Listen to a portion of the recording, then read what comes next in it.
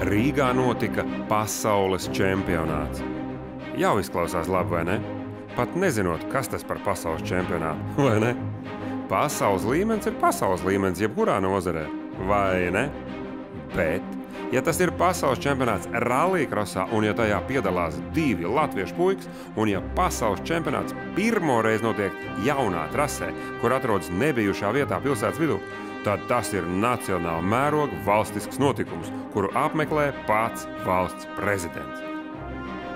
Bet tagad, pēc lielā notikuma, ir īstais brīdis noskaidrot, kā tad viss sākās un kā vienreiz dzīvē latvieši ir nevis kaut ko samuļļājuši vai noskauduši, bet patiešām kopīgiem spēkiem izveikuši dzīvē milzīgu sapni par pasaules līmeņa autosportu. Viss process dzīvē izriet viens no otru un sastājas kaut kādā cēloņa sakarību ķēdē. Domājot par šo trasi un par šo sacensību, ceru, ka visi piekritīs, sākums bija meklējams Nitišu ģimenē, kur tēvam Aigaram bija sapnis, ka dēls Reinis varētu braukt rallycrossā augstākajā līmenī. Tad, kad viņi to sāka, patiesībā vēl nekāda pasaules čempionāta nebija. Rallycrossā notika tikai Eiropas čempionāts, kur arī Reinis savulaik uzvarēja. Un atgriežoties no šīm sacensībām, pirmo reizi pavīdēja ideju par lielākiem sapņiem. Es tikai domāju, ka šis ir tikai ceļa sākums. Es nezinu kā, bet jāiekāp tādā nākamā klasē. Un jānostājās blakām Solbergam un jānostājās blakām visiem pārējām zvaigznēm. Nu lūk, uzreiz pēc Reiņa uzvaras Eiropas čempionātā nākamajā sezonā radās pasaules čempionāts šajā sportveidā. Un Reinis tajā neticamā kārtā ieņēma 3. vietu sezonas kopvērtējumā.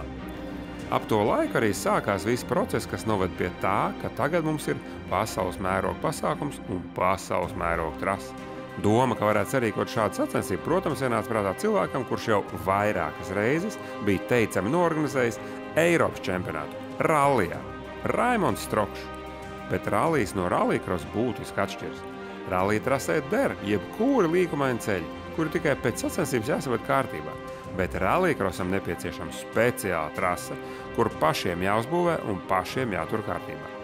Tādas trases, protams, Latvijā nebija, un to paveikt tika uzticēts Ceļu satiksmes drošības direkcijai, kura jau visai sekmīgi gadiem rosās biķernieku trasē. Tātad tika nolemts, ka CSDD dara visu, lai Rīgā biķernieku trases teritorijā tika izbūvēta pasaules mēroga rallycross trasa, kurā notiekošās sacensības TV ekrānos vēros simtiem miljonu cilvēku.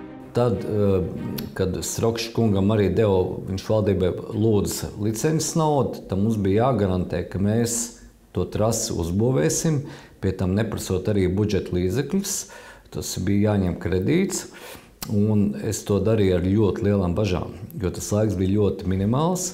Pie tam pie šodienas birokrātijas neviens neticēja, ka mēs varēsim arī nodot laikā. Jaunās trases būvēšana tika uzticēta ceļa būvas kompānijai Binders. Un tā tik sākās. Neviens tak iepriekš neko tādu nebija būvējis. Pie tam tas viss jāiekombinē jau esošas motoru sporta trases vidū. Bija jāsabalansē trases darbība ar trases, rallycross trases izbūvu trases vidū. Tā bija vislielākā problēma, jo mēs nevaram atļauties dēļ tā, kad notiek kaut kāda rakšanas darba rallycross trases vidū, apstādināt, visas šosejas sacensības, driftu sacensības un citas pasākumus šeit. Reāli saliekot mēs savu plānu, mēs secinājām, ka mēs varam iekļauties līdz augusta beigām pie normālas strādāšanas, kas ietver gan sestdienas, gan darba dienas līdz vēliem vakariem.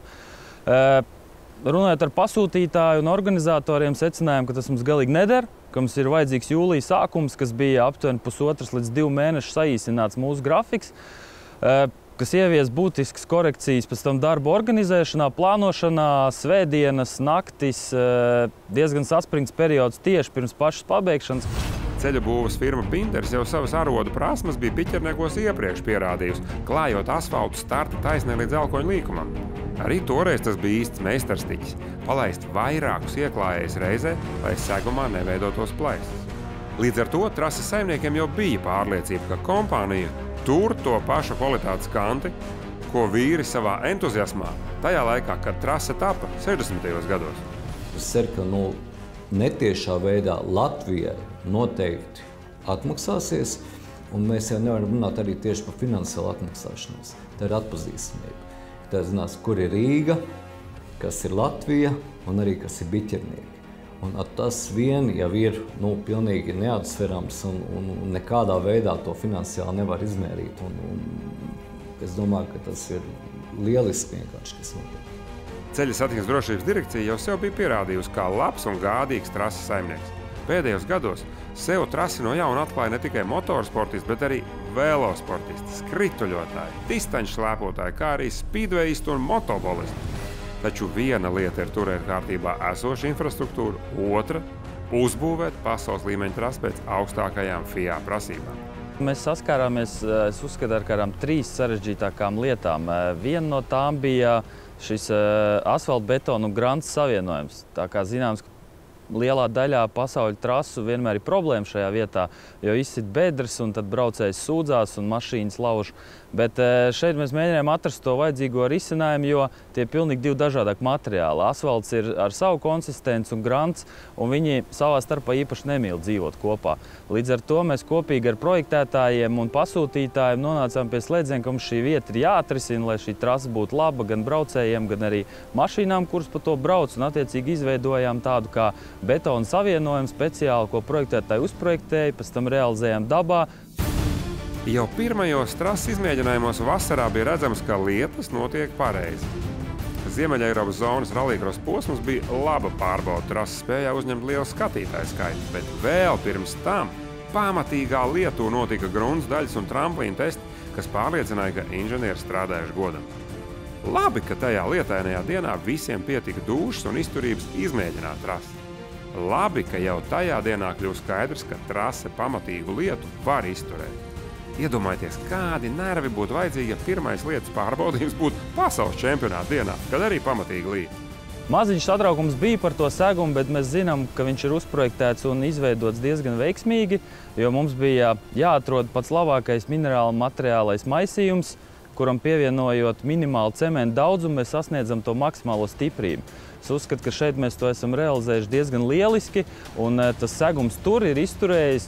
Labi, ka tajā pat pirmajā testu dienā pārbaudīja tramplīnus ar īstām kaujas mašīnām, jo izrādījās, ka ārzem trases inženieri uz papīra sarēķinātie leņķi auto īsti gaisā nemet. Tad vēl bija laiks izveidot tramplīnus asāk, un tagad sporta mašīnas lido jau pa gaisu ļoti fotogēniski. Uzzinot to, ka tramplīns ir par zemu, nez posmā būtu jau par vēlu kaut ko mainīt. Tagad mums ir labākie tramplīni pasaulē. Arī barjeras un aprīkojums ir kaut kas unikāls. Tas šobrīd ir modernākais un labākais šajā rallycross trasē no visām pārējām trasēm pasaulē. Metāla barjeras, tās, kas ir pa malām grants sekcijā 3 līmeņos, tas arī ir kaut kas unikāls, jo Latvijā līdz šim tādas nav uzstādītas un viņas uzstāda tikai sacīkšu trasēs. Tas bija tāds izaicinājums, jo līdz šim nekas tāds nebija darīts, un tas prasa daudz laiku. Un arī aprīkojums bija liels izaicinājums, jo tas laiks bija tik maz, kad saražot to nepieciešamo daudzumu ar visiem betonu blokiem, sētām, žogiem, aizsargžogiem, bija diezgan saspringti. I think the safety is fantastic on this venue. I mean, you saw there were 1 or 2 incidents and crashes today. Absolutely no one's been hurt at all. The cars, in very many cases, the car was able to drive away and get back into the race. So yeah, it's very good, a very good venue. Bija Japāņi, ķīnieši, Jaunzēlanda, Amerika un viens vācietis bija, kurus šeit bija uzaicinājis mums drošības aprīkojuma piegādājis šveiciešu firma Geobrug, kur parādīja, kā ir dažādi, teiksim, tādi nestandarta risinājumi šeit trasē veikt. Segums trases grunts daļā tika izgudrots tepat pie mums Latvijā un tika ieklāts ar tādām pat metodēm kā asfalts, ar asfaltu ieklājēju. Unikāla tehnoloģija, pārbaudīta Lietuvu un ar visjaudīgākajām mašīnām pasaulē. Šis segums izbrīnīja visu rallycross elitu. Gan trašu inspektori neticēja, gan sportisti šaubījās, ka Lietuva te būs braukšana. Bet viss ir izdarīts godam. Kad notika pirmās sacensības, kad atbrauc šeit FIA tehniskie komisori, kad pajautāja sacensību organizatoram un arī mums, kur ir tā vieta, kur stāvēs tad būvtehnika, ceļu būvtehnika, jo trase ir jālabo. Jāpieber, jāpieskata, jāpalīdzina, jo sacensību laikā diezgan daudz viņi cieši no mašīnām. Mēs patiesam, ka mums tā kā nevajag viņu nemaz, jo mēs esam reiķinājuši ar to, ka trasē ir jāuztur.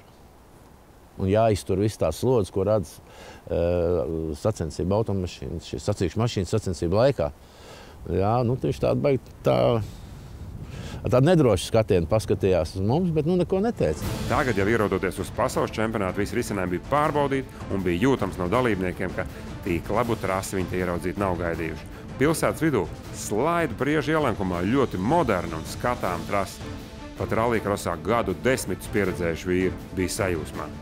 We are satisfied with the track and the organizing thing because we believe it's put in another level now. We have a few good events in Europe, France and Sweden, but this is definitely one of the one I will remember and I want to go back to.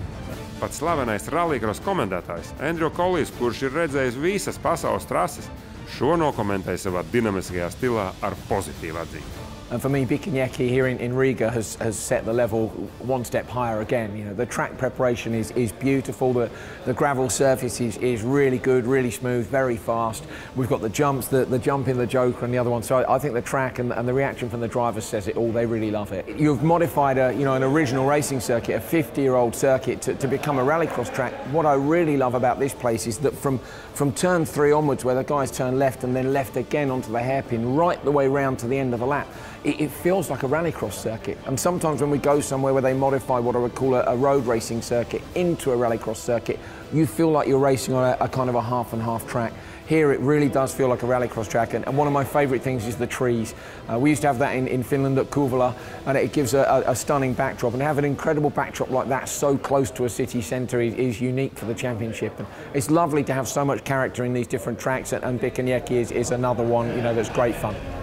Nu, lūk, šī trasa, manuprāt, vēl vairāk autosportam ir vajadzīga mūsu nācijai kā piemērs, ka mēs tomēr varam kopā vienoties par ideju un izdarīt lielas lietas, ko ieraug un novērtēt pasaulē. I like it. I think of the new rallycross tracks that have been built over the last 3 or 4 years, I would say this is the best.